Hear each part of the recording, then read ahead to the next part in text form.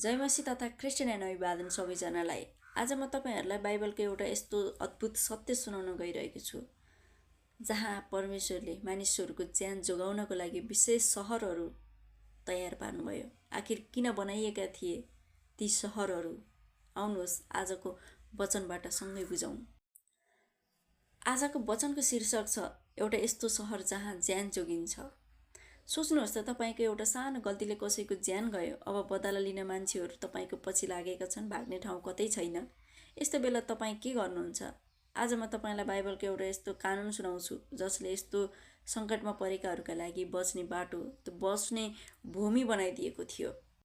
व्यवस्था 4 अध्यायमा मूसाले 3 वटा शहरहरू छुटाए: बेसे, रामोत र गोलान। यी शहरहरू सरल स्थान थिए। नियम एकदमै सरल थियो। यदि कसैले अनजानमा कसैलाई मार्ने नियत नहुँदै पनि दुर्घटनावश कसैको ज्यान लियो भने ऊ ज्यान जोगाउन यी शहरमा भाग्न सक्थ्यो।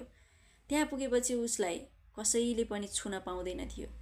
यसले सिकाउँछ कि हाम्रो परमेश्वर न्याय मात्र होइन, दया र क्षमाको पनि परमेश्वर हुनुहुन्छ।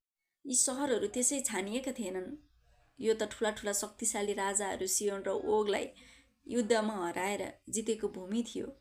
खोलादेखि हिमालसम्म इजरायलीहरूले जहाँ जहाँ विजय पाए त्यहाँ परमेश्वरले सुरक्षाको जग बसाल्नुभयो। उहाँले विजय मात्र दिनु भएन, मान्छेको ज्यान जोगाउने थलो पनि बनाउनु भयो।